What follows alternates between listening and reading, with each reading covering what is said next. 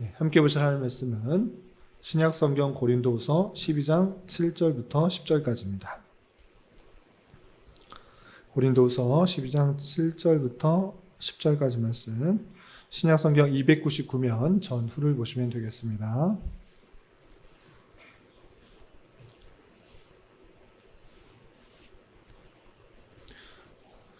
299면 고린도후서 12장 7절부터 10절까지 말씀 함께 봉독합니다. 여러 계시를 받은 것이 지극히 크므로 너무 자만하지 않게 하시려고 내 육체의 가시 곧 사탄의 사잔을 주셨으니 이는 나를 쳐서 너무 자만하지 않게 하려 하심이라. 이것이 내게서 떠나가게 하기 위하여 내가 3번 주께 간구하였더니 나에게 이르시기를 내 은혜가 내게 족하도다. 이는 내 능력이 약한 데서 온전하여 짐이라 하신지라. 그러므로 도리어 크게 기뻐함으로 나의 여러 약한 것들에 대하여 자랑하리니 이는 그리스도의 능력이 내게 머물게 하려 함이라. 그러므로 내가 그리스도를 위하여 약한 것들과 능욕과 궁핍과 박해와 곤고를 기뻐하노니 이는 내가 약한 그때에 강함이라. 아멘. 잘 오셨습니다. 계속해서 서신서들의 배경을 살펴보고 있습니다. 오늘은 지난주에 이어서 고린도후서에 대해서 살펴볼 텐데, 지난주에는 고린도후서의 배경에 대해서 위주로 살펴봤다고 하면 오늘은 그 목적과 그 내용에 대해서 살펴보도록 하겠습니다. 지난주 복습과 이어서 내용들을 또 살펴보도록 하겠습니다. 먼저 바울의 전도 지형의 여행의 지역들인데, 이 앞에서 고린도 지역이 어디라고 했는지 한번 맞춰볼까요? 몇 번이죠? 네, 2번 고린도, 1번은 갱그레아, 6번은 뭐죠? 에베소 지역에서 고린도 교회에 쓴 첫 번째 편지가 고린도 전서다라고 배웠습니다. 그리고 고린도 전서를 살펴봤을 때 고린도 교회는 이런 상황 가운데 있었다라고 했었습니다. 외우기 좋게 성소, 기부는 부우라고 했는데, 성은 뭐였죠? 성적 타락, 소는 소송 문제, 기는 기타 등등 문제, 부는 분쟁, 은은 은사 문제, 부는 부활에 대한 논쟁, 부활에 대한 잘못된 이해, 우는 우상 숭배로 나온 재물에 관한 그런 내용들이 있었다라고 했습니다. 그런 가운데 썼던 편지가 고린도 전서인데, 오늘 왜 고린도 후서를 썼는지 지난주에 배웠지만 다시 복습하도록 하겠습니다. 고린도 후서의 기록자는 누구입니까? 바울 서신 중에 하나라고 했습니다. 수신자는 고린도에 있는 성도들과 아가에 있는 성도들이라는 것을 고린도후서 1장 1절에 보면 분명하게 알 수 있습니다. 그리고 기록 장소는 어디입니까? 마게도냐.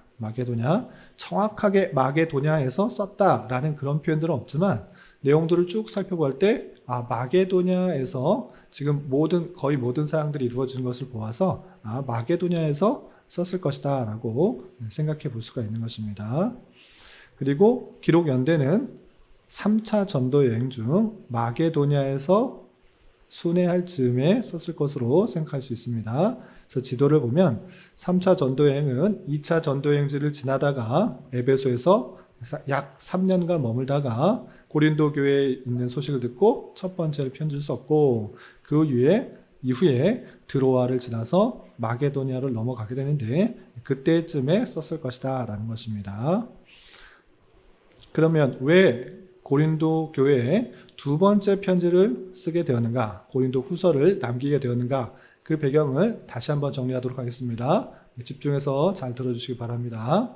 첫 번째는 3차 전도여행 중에 에베소에서 사역할 때쯤에 고린도 교회의 다양한 소식을 듣고 디모데를 통하여서 첫 번째 편지를 보냈던 것입니다. 그것이 고린도 전서다라고 배웠습니다. 그런데 이 첫 번째 편지를 받아들고 고린도 교회는 우리 교회에 다양한 문제들이 있었으니 이 문제를 이 서신에 따라서 잘 고쳐나가면 좋겠다라고 해서 완전히 다 바뀌었을까요? 바뀌지 않았을까요? 바뀐 것도 있겠지만 다 바뀌지 않은 것입니다. 그래서 고린도 교회 형편이 완전히 다 나아지지 않은 그런 형편 가운데 있었던 것입니다. 그러할 때 성경에는 분명하게는 드러나고 있지는 않지만 내용을 쭉 읽어봤을 때 바울 사도가 고린도 교회에 직접 급히 가서 만나고 다시 어떤 계획이 있다는 것을 알려준 이후에 돌아왔다라는 것을 추측해 볼 수 있습니다. 왜 그러한가? 다음에 또 내용들을 살펴보면 알 수 있는 것입니다. 어쨌든 고린도 교회 형편이 나아지지 않아서 바울 사도는 어떻게 했는가? 새로운 편지를 가지고 디도에게 보낸 것입니다. 그런데 이 새로운 편지도 남아있을까요? 남아있지 않을까요? 남아있지 않습니다. 우리에게는 고린도 전서와 후서만 남아있는데 그 사이에 디도를 통해서 다시 한번 고린도 교회에 가서 그들에게 강력한 메시지를 전해줍니다. 그것이 이른바 근심케 하는 편지인데 그 근심케 하는 편지, 강력한 메시지를 가지고 디도를 보냈고 그리고 디도를 다시 와서 만나기로 했던 것입니다. 드로아라는 지역에서 만나기로 했는데 드로아 지역에서 만났을까요? 만나지 못했을까요? 만나지 못합니다. 에베소에서 쫓겨나듯이 쫓겨나서 드로아라는 지역으로 가게 되었는데 오기로 했던 디도가 오지 않고 계속 만나지 못하는 그런 상황 가운데 있는 것입니다. 그래서 할 수 없이 바울 사도는 드로아 지역에서 건너가서 유럽으로 가는 것입니다. 그래서 마게도냐에 갔을 때 비로소 디도를 만나게 되었고 고린도에 근심케 하는 편지를 전해주고 상황들을 쭉 살펴본 이후에 디도를 통해서 디도가 그 사실들을 다 바울을 만나서 알려주고 나서 이제 또 다른 문제가 발생했다는 사실들을 알고 다시 편지를 쓴 것이 고린도 후서다. 이렇게 알 수 있는 것입니다. 그래서 첫 번째 편지는 디모데를 통해서 보냈으나 완전하게 변하지 않았고 또 바울 사도가 직접 갔으나 변하지 않았고 또 디도를 통해서 근심케 하는 그 편지 아주 강력한 메시지의 내용들을 보냈으나 그 내용은 알 수가 없지만 그 내용들을 통해서 어느 정도 변화된 그런 모습들 그리고 또 다른 문제가 발생한 그 사실들로 인해서 두 번째 편지를 보내게 되는데 그것이 고린도 후서다라는 것입니다. 그러면 어떤 상황들이 있었길래 두 번째 편지를 썼는가? 크게 두 가지 문제가 발생했기 때문에 고린도 후서를 쓰겠는데 첫 번째는 거짓 교사들이 나타나서 이 바울 사도를 중상모략하고 비방했던 것입니다. 바울은 믿지 못할 사람이야. 약속도 잘 지키지도 않고 말도 잘 못하고 진짜 사도 아닐 가능성이 많아. 이런 식으로 바울 사도의 얘기는 듣지 말라라는 그런 사람들이 나타났기 때문에 편지를 쓸 수밖에 없었던 것입니다.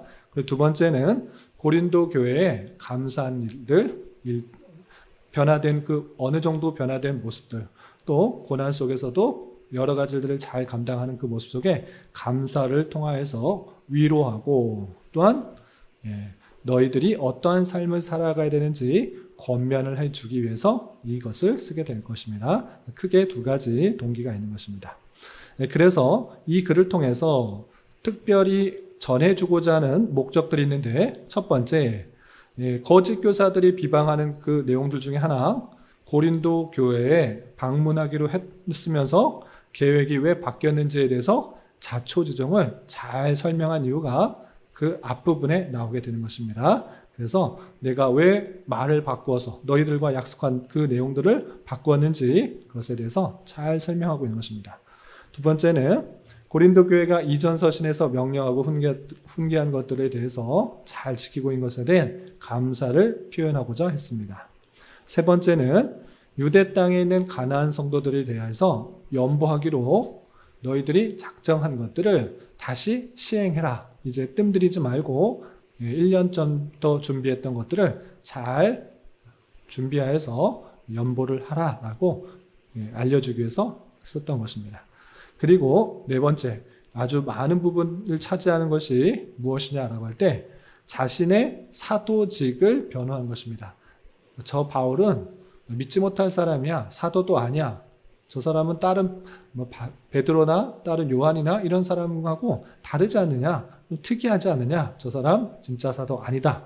이렇게 말하는 가운데 있어서 내가 왜 사도인지를 쭉 설명하고 나서 그리고 자신들의 잘못을 인정하지 않는 사람들에 대해서 단호하게 조치하겠다라는 경고를 하기 위해서 이 편지를 쓰게 된 것입니다.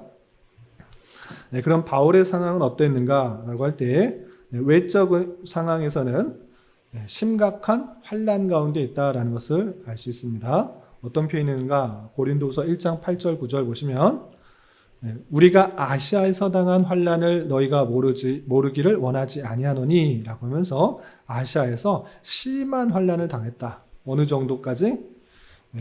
살 소망까지 끊어질 정도의 심한 고난을 당했다라는 것들을 알 수 있는 것입니다. 이렇게 바울은 가는 곳마다 환영받고 또 부흥되어서 사람들이 막 좋아하는 그런 상황만 있었던 것이 아니라 환난과 또 고난 가운데 복음을 전하고 있는 상황들을 볼 수 있습니다.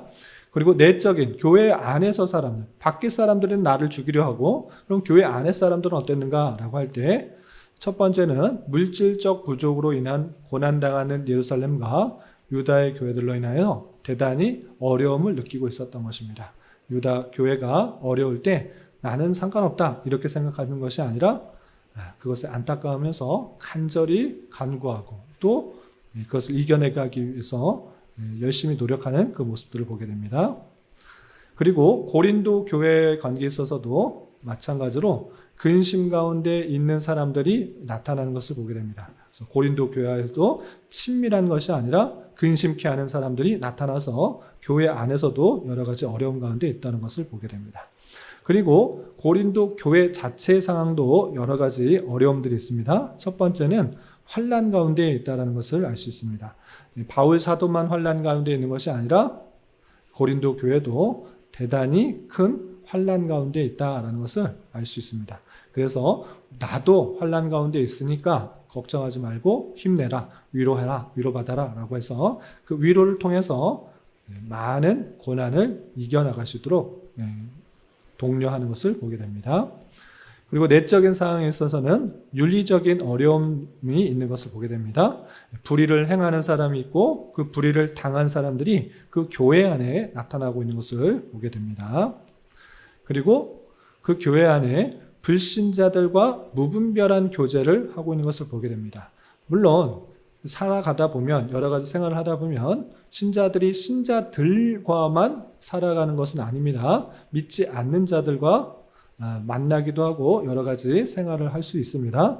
그런데 그것이 너무나 무분별하게 아주 가까이 행하는 것으로 인하여서 이 세상과 친밀해져 버리는 그런 일들이 나타나고 있는 것입니다.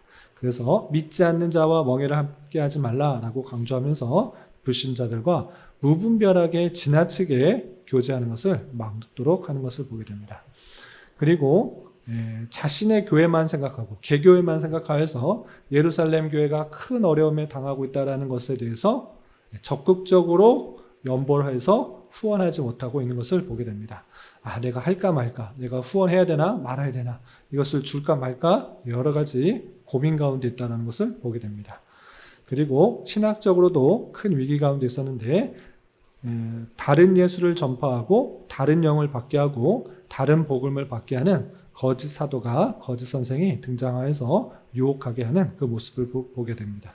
이렇게 고린도 교회에 다양한 어려움 가운데 있을 때 바울 사도는 그 모든 소식을 듣고 잘 이겨나갈 수 있도록 편지를 쓴 것이 고린도후서다라고 할 수 있는 것입니다.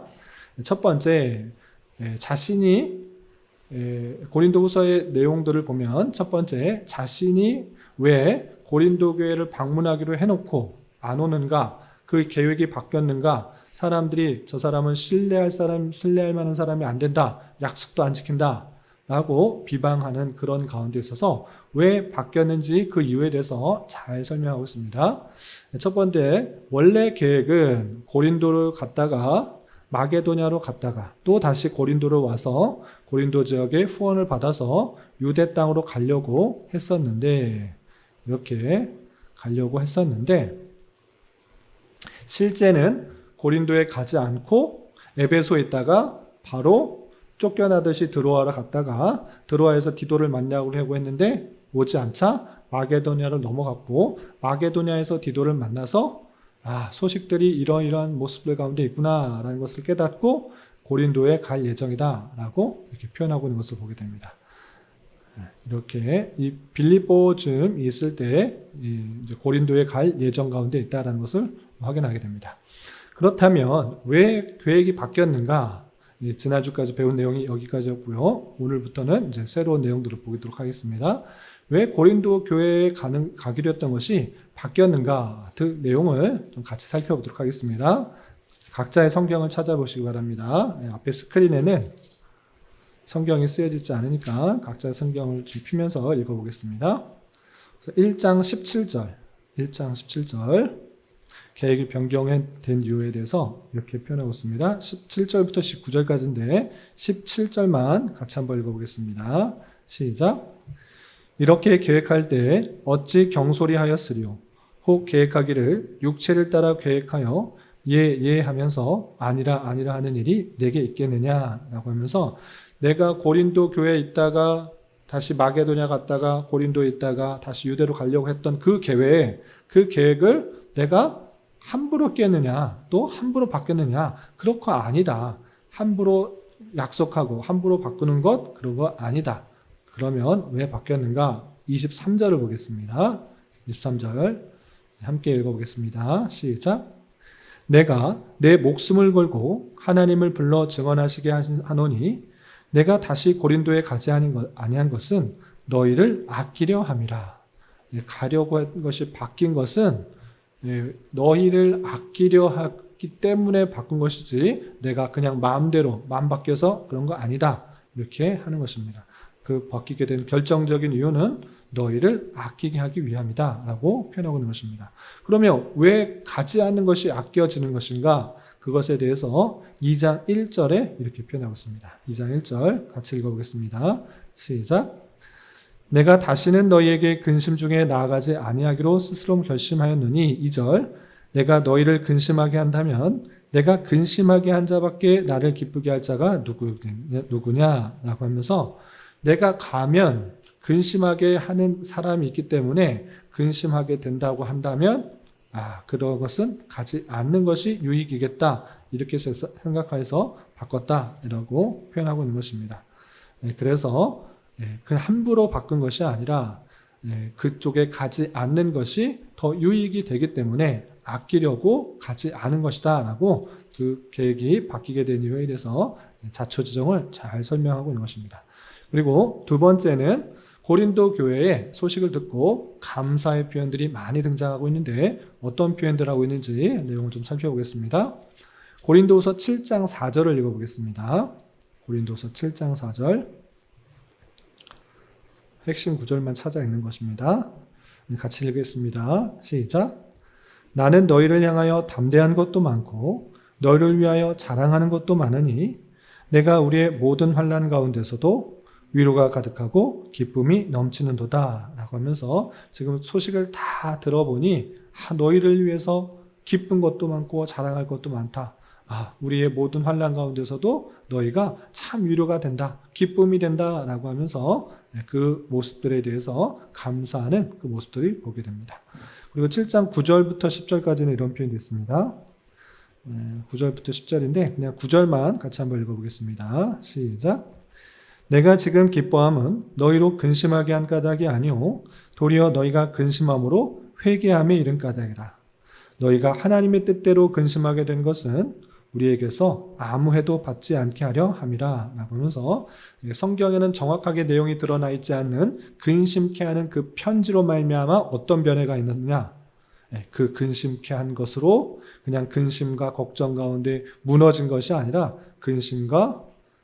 근심으로 말미암아 회개하게 되었다라고 표현하고 있는 것입니다. 그래서 내가 참 기쁘다, 참 감사하다 이렇게 표현하고 있는 것입니다. 7장 13절부터 16절까지 또 내용들이 있는데 13절과 16절만 같이 한번 읽어보겠습니다. 먼저 13절 함께 봉독합니다. 시작.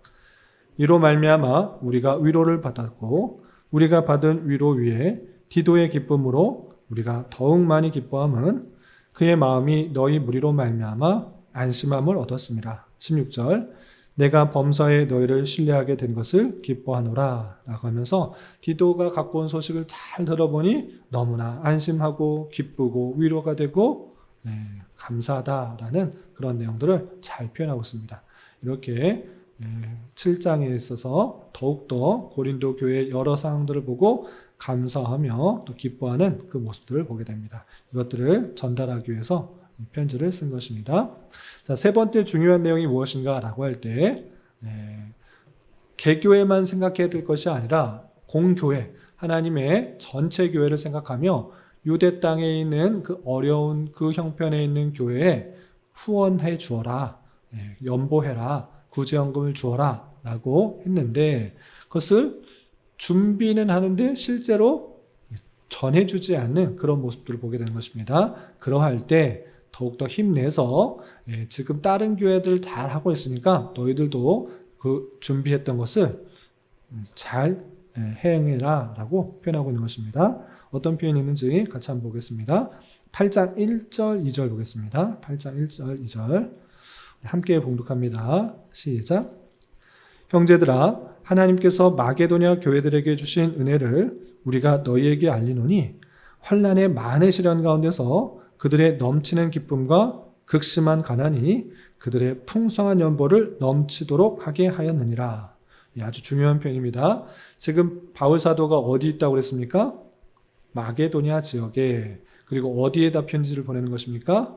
고린도 교회. 고린도 교회는 아래쪽 아가야 지방에 있는 큰 도시인 것입니다. 그 교회에 편지를 할 때 무엇을 말하냐면 지금 마게도냐, 내가 지금 있는 그 마게도냐 교회에 큰 은혜를 받은 것을 알려주겠다라고 하면서 무엇을 말하냐면 그들이 아주 넉넉하고 또 풍성한 가운데 연보를 했다 이렇게 표현하지 않고 환난, 많은 시련, 극심한 가난 그런 교회들이 마게도냐 교회인데 지금 무엇하고 있습니까? 그들의 풍성한 연보를 넘치도록 하게 하였다라고 하면서 비록 가난하고 환난과 어려움 가운데 있지만 그 마게도냐 성도들이 아주 많은 헌금을 하였다라고 그렇게 표현하고 있는 것입니다. 그러니 너희들도 어떻게 해야 되는가?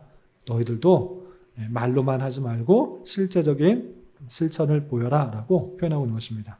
그 내용이 7절, 8절에 이렇게 그려지고 있습니다. 7절, 8절 같이 한번 읽어보겠습니다. 시작. 오직 너희는 믿음과 말과 지식과 모든 간절함과 우리를 사랑하는 이 모든 일에 풍성한 것 같이 이 은혜도 풍성하게 할지니라. 내가 명령으로 하는 말이 아니오 오직 다른 이들의 간절함을 가지고 너희의 사랑의 진실함을 증명하고자 함이로라. 라고 하면서 우리를 사랑하는 것처럼 은혜 받은 것처럼 말, 믿음, 풍요하는 것처럼 너도 이 헌금에 대해서 풍성하게 해라 라고 표현하고 있습니다. 그런데 이건 명령이 아니다. 이것은 하나님께서 주신 마음 가운데 그렇게 자원하는 마음으로 하도록 그렇게 표현하고 있는 것입니다. 그래서 12절에 이런 표현이 있습니다. 12절 보시면 할 마음만 있으면 있는 대로 받으실 터이요 없는 것은 받지 아니하시리라 라고 하면서 마음을 받으시고 또 그 있는 것에서 받으시려고 하는 하나님의 뜻을 살펴볼 수 있습니다. 그리고 14절부터 15절에는 이런 표현도 있습니다. 14절, 15절 같이 읽어보겠습니다. 시작. 이제 너희의 넉넉한 것으로 그들의 부족한 것을 보충한 후에 그들의 넉넉한 것으로 너희의 부족한 것을 보충하여 균등하게 하려 함이라. 기록된 것 같이 많이 거둔 자도 남지 아니하였고 적게 거둔 자도 모자라지 아니하였느니라 라고 하면서 하나님께서 다 알 수 없는 형편 가운데 어떤 사람은 풍요롭게 어떤 사람은 또 부족한 가운데 있는 그런 모습인데 그러할 때 풍요로운 사람들에게서 부족한 사람들에게 넘겨주면 반대가 되는 상황 속에서 부족한 가운데 있을 때 풍요로운 사람부터 도움을 받을 수 있는 것이다. 이렇게 알려주고 있는 것입니다. 이렇게 함께 교회된 모습 속에서 자기가 받은 기회를 더 못한 사람들에게 나누어주고 또 퍼주는 것을 통하여서 균등하게 하시려는 하나님의 마음들을 잘 살펴야 된다라고 표현하고 있습니다. 그리고 한 구절만 더 보겠습니다. 9장 6절부터 7절. 9장 6절부터 7절. 어떻게 헌금, 연보를 해야 되는 것이 마땅한가라는 표현인데요. 9장 6절 7절 함께 봉독합니다. 시작. 이것이 곧 적게 심는 자가 적게 거두고 많이 심는 자는 많이 거둔다는 말이로다. 각각 그 마음에 정한 대로 할 것이요 인색함으로나 억지로 하지 말지니 하나님은 즐겨내는 자를 사랑하시느니라. 하면서 헌금할 때 인색함으로 억지로 이거 하나님께서 받으시는 마음 아니다. 하나님께서 내게 모든 것을 주셨을진데 어렵고 힘든 사람을 위해서 아까워하지 말고 즐거운 마음으로 기쁜 마음으로 그렇게 드릴 때 하나님께서는 그것을 기쁘게 받으셔서 더 풍족하게 거두게 하실 것이다 라는 그 모습들을 보게 됩니다. 이렇게 유대 가난한 성도들에게 그 작정했던 그 구제 헌금들을 잘 기쁜 마음으로 헌금해야 될 것을 독려하는 내용이 8장과 9장에 나오게 됩니다. 그리고 10장부터 12장까지는 아주 길게 자신의 변호하는 것들을 아주 길게 자세하게 설명하고 있습니다. 그것들에 대해서 다 읽진 않고 4가지만 살펴보겠습니다. 첫 번째, 바울의 외적 모습에 대한 지적하는 모습에 대해서 좀 살펴보겠습니다. 10장 10절 11절. 우리가 바울에 대해서 그냥 흔히 생각할 때 바울은 서신서도 많이 했고 3차 전도행이나 다녔기 때문에 말도 잘하고 설교도 잘하고 사람들이 볼 때 정말 멋있는 사람이다 라고 생각하기 쉬운데 실제는 전혀 그런 모습이 아니라는 것을 확인하게 됩니다. 왜 그렇게 말할 수 있는가? 10절, 11절 이런 표현 때문에 그렇습니다. 10절, 11절 같이 읽어보겠습니다. 시작. 그들의 말이 그의 편지들은 무게가 있고 힘이 있으나 그가 몸으로 대할 때는 약하고 그 말도 시원하지 않다 하니 이런 사람은 우리가 떠나 있을 때에 편지들로 말하는 것과 함께 있을 때 행하는 일이 같은 것임을 알지라. 편지 글, 지금 서신서를 쭉 읽어보면 바울 사도가 어떻게 이렇게 글을 잘 쓰고 논리정연하게 잘 설명할까? 하나님의 말씀을 잘 풀어서 알려줄까? 이렇게 대단히 위대한 사람처럼 봤는데 실제로 만나보니 어떻다고 하고 있습니까? 약하고 그 말도 시원하지 않다. 말도 제대로 못하네. 어버버버하네. 그리고 또 몸도 약하네. 이렇게 하면서 저 사람 진짜 사도 맞냐? 좀 만나보니 별거 아니더라. 이런 사람들이 나타나고 있는 것입니다. 그래서 사도가 그런 비방을 받고 있는 것입니다. 그리고 또 어떤 표현들이 있는가 보시면 11장 16절 보겠습니다. 두 번째는 건너뛰고 11장 16절 보겠습니다. 11장 16절 보시면 같이 읽어보겠습니다. 시작. 내가 다시 말하노니 누구든지 나를 어리석은 자로 여기지 말라. 만일 그러하더라도 내가 조금 자랑할 수 있도록 어리석은 자로 받으라 라고 하면서 내가 어리석은 자로 여기지 말고 조금 내가 자랑할 것을 좀 받아들여라 라고 하면서 내가 자랑할 것을 말하는데 그것은 무엇이냐 라고 할 때 사람들은 내가 자랑을 안 해서 자랑할 것이 없는 것처럼 생각하지만 실제로는 자랑할 것이 대단히 많다라는 것들을 쭉 강조하고 있습니다. 그게 무엇이냐? 21절 보시면 그들이 히브리인이냐? 나도 히브리인이며 그들이 이스라엘이냐? 나도 그러하며 그들이 아브라함의 후손이냐? 나도 그러하며 그들이 그리스도의 일꾼이냐? 정신없는 말을 하거니와 나는 더욱 그러하도다. 내가 수고를 넘치도록 하고 목에 갇히기도 더 많이 하고 매도 수없이 맞고 여러 번 죽을 뻔하였더니 유대인들이 40에서 하나 감한매를 5번 맞았으며 3번 태장을 맞고 1번 돌로 맞고 3번 파선하여 일주야를 깊은 바다에서 지냈으며 여러 번 여행하면서 강의 위험과 강도의 위험과 동족의 위험과 이방인의 위험과 신의 위험과 광야의 위험과 바다 위험과 거짓 형제 중에 위험을 당하고 라고 하면서 내가 자랑할 것이 없어서 자랑하지 않은 것이 아니라 내가 자랑할 것들이 너무나 많고 또 그리스도를 위해서 수고하고 노력하고 애쓴 것들이 대단히 많지만 그런 것들이 자랑이 아니라 그런 것들을 품고 겸손히 하나님만 드러나려고 하는 것이다 라고 표현하고 있는 것입니다. 그리고 자기가 본 삼층청에 대해서도 쭉 말하면서 그런 것이 중요한 것이 아니라 내가 겸손한 것이 힘이다 라고 표현하고 있는 것입니다. 그래서 우리가 읽을 때, 이 강의를 시작할 때 처음에 읽었던 요절의 말씀들을 이렇게 표현한 것입니다. 12장 7절부터 10절까지 보면 이렇게 표현하고 있습니다.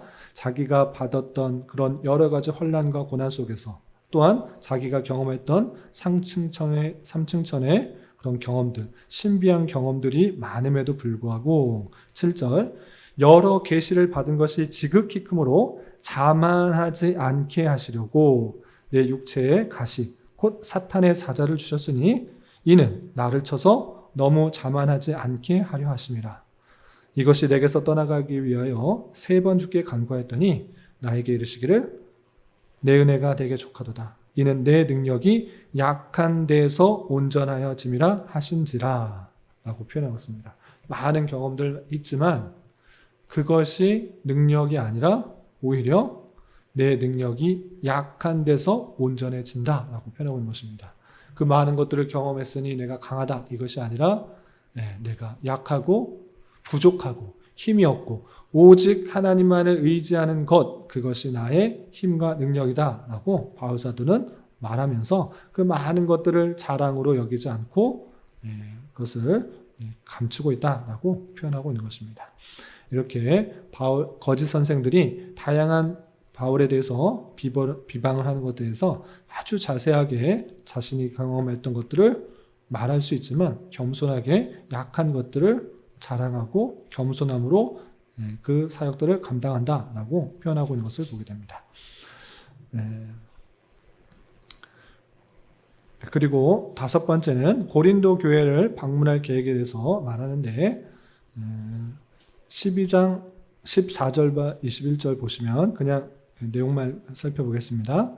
재물 때문이 아니라 너희의 덕을 세우기 위하여 3번째 너희에게 가기를 준비한다라는 표현이 있고 13장 1절에 보시면 3번째는 확실하게 갈 수 있도록 2세 증인의 입으로 확정한다라고 표현하고 있습니다. 내가 또 계획을 바꾸는 것이 아니라 정말 바꾸지 않을 정도 바꾸지 않게 하기 위해서 2세 증인의 입으로 그것을 확정하겠다라는 표현이 나오고요. 또 그때 가게 되면 죄 지은 자를 용서하지 않을 것이다 라고 말하면서 강력하게 그 죄 지은 자에 대해서 회개를 촉구하는 것을 보게 됩니다. 그리고 마지막 13장 5절부터 10절까지 보면 너희 믿음을 확정하고 너희가 악이 아니라 선을 행하고 온전하게 되기를 간구한다 라고 이렇게 표현하고 있습니다. 그래서 내가 이전에는 못 갔지만 다시 꼭 갈 것이다 라고 하면서 가서는 어떻게 할 것인지에 대해서 표현하면서 내용이 맞춰지고 있습니다. 여기까지가 핵심 내용인데 마지막으로 이런 주된 내용들을 말하는 가운데 있어서 성도의 정체성이 무엇인지 곳곳에서 말하고 있는 것을 보게 됩니다. 그 내용 6가지 성도의 정체성을 읽고 마치겠습니다. 첫 번째 성도의 정체성 첫 번째는 그리스도의 향기다 라고 표현하고 있는데 고린도후서 2장 14절부터 16절까지 말씀을 함께 읽어보겠습니다. 스크린을 보면서 함께 봉독하겠습니다. 시작. 항상 우리를 그리스도 안에서 이기게 하시고 우리로 말미암아 각처에서 그리스도를 아는 냄새를 나타내시는 하나님께 감사하노라. 우리는 구원받는 자들에게나 망하는 자들에게나 하나님 앞에서 그리스도의 향기니 이 사람에게는 사망으로부터 사망에 이르는 냄새요 저 사람에게는 생명으로부터 생명에 이르는 냄새라.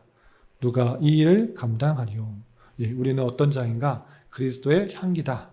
예, 어떤 사람들에게서 행동이 그 사람의 정체성을 드러내는 것입니다. 그런데 우리는 그리스도의 향기로서 그리스도가 드러나는 그런 방식으로 살아야 된다라고 그 정체성에서 잘 표현하고 있는 것입니다.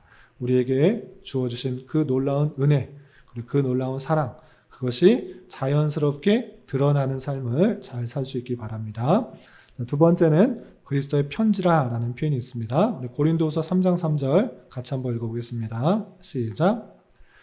너희는 우리로 말미암아 나타난 그리스도의 편지니 이는 먹으로 쓴 것이 아니요 오직 살아계신 하나님의 영으로 쓴 것이며 또 돌판에 쓴 것이 아니요 오직 육의 마음판에 쓴 것이라. 예, 그리스도의 편지, 하고 싶은 모든 말들이 누구에게로 나타나는가? 우리로부터 나고 있다라고 하면서 너희는 그리스도의 편지다라고 표현하고 있는 것입니다. 그리스도의 향기와 비슷한 표현인데 하나님께서 하시고자 하는 그 모든 그 내용들이 잘 드러나는 방식으로 우리가 삶을 살아야 될 것을 표현하고 있는 것입니다. 또한 4장 7절에는 이런 표현도 있습니다. 우리 4장 7절 같이 한번 읽어보겠습니다. 시작.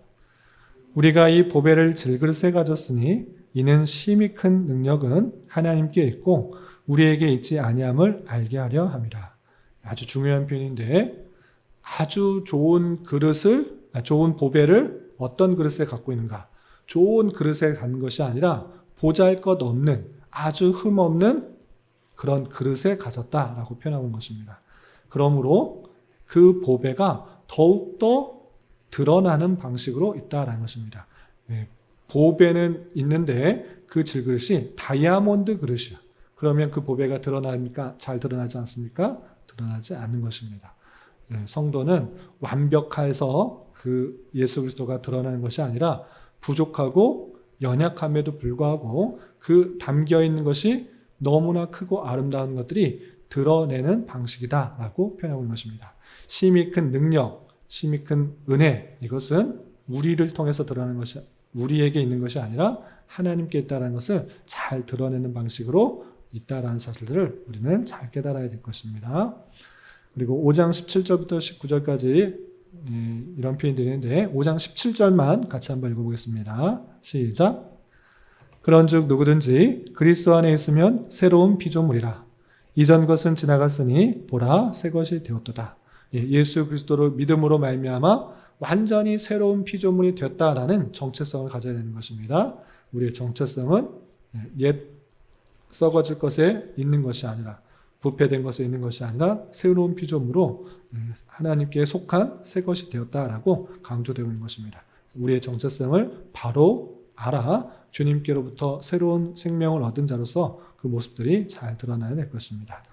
고린도후서 5장 20절에는 이런 표현도 있는데 같이 한번 읽어보겠습니다. 시작. 그러므로 우리가 그리스도를 대신하여 사신이 되어 하나님이 우리를 통하여 너희를 권면하신 것 같이 그리스도를 대신하여 간청하노니 너희는 하나님과 화목하라. 그리스도께서 직접 말씀하실 수 있으시지만 그런 방식이 아니라 사람을 통하여서 그 일들을 해나가시는 것입니다. 그래서 그리스도의 명령을 받아 행하는 그런 신하같이 되어서 바울 사도가 그런 일들을 행하고 있으니 사람의 말로 받지 말고 또 하나님의 말로 받으라 라고 하는 것입니다. 그것은 바울 사도에게만 국한된 것이 아니라 하나님께서 일하시는 방식은, 하나님께서 행하시는 방식은 사람을 통해서 하나님의 택하신 백성들을 통하여서 그의 몸된 지체, 교회 성도들을 통하여서 그 일들이 일어나게 하시는 그 모습들이 있다는 사실을 잊지 말며 저와 여러분들이 그리스도의 사신으로서의 모습들을 잘 감당해야 될 것입니다. 마지막 한 가지만 더 보도록 하겠습니다. 고린도후서 6장 16절만 같이 한번 읽어보겠습니다. 시작. 하나님의 성전과 우상이 어찌 일치가 되리요? 우리는 살아계신 하나님의 성전이라. 이와 같이 하나님께서 이르시되 내가 그들 가운데 거하며 두루 행하여 나는 그들의 하나님이 되고 그들은 나의 백성이 되리라. 우리는 살아계신 하나님의 성전, 우리 안에 주님께서 거하시는 성령의 전이다라고 표현하고 있는 것입니다. 이것은 개인에게도 해당되는 것이고 공동체에게도 해당되는 표현입니다. 오늘 이 말씀에서는 고린도후서 6장 말씀에서는 그 교회 자체가 하나님의 성전이라는 그런 표현인데 고린도 전서와 함께 읽어볼 때 개인에게도 해당되는 그런 말씀일 것입니다. 우리 몸이 성령께서 거하시는 전인 줄 알아 우리를 더욱더 거룩하게 행하여서 주님께서 거하시는 개인과 우리 공동체가 될 수 있도록 힘써야 될 것입니다. 이렇게 고린도후서에 성도의 정체성을 잘 알려주면서 그 여러 가지 환난들을 잘 극복해 나도록 하는 것을 보게 됩니다. 마무리하겠습니다. 고린도후서의 내용을 통하여서 다양한 고난과 또 거짓 비방 속에서도 다양한 진리의 말씀을 잘 분별하여서 바울 사도를 깨닫고 또 성도의 정체성을 온전히 깨닫고 거룩함과 순결함으로 그리스도의 선한 도구로 쓰임받기를 소망해야 될 것입니다. 이런 저와 여러분 되시기를 주님의 이름으로 부탁을 드립니다. 기도하겠습니다. 하나님 아버지 감사합니다. 오늘 고린도후서의 여러 가지 상황과 또 내용들을 통하여서 바울 사도가 겪고 있었던 여러 가지 어려움 속에서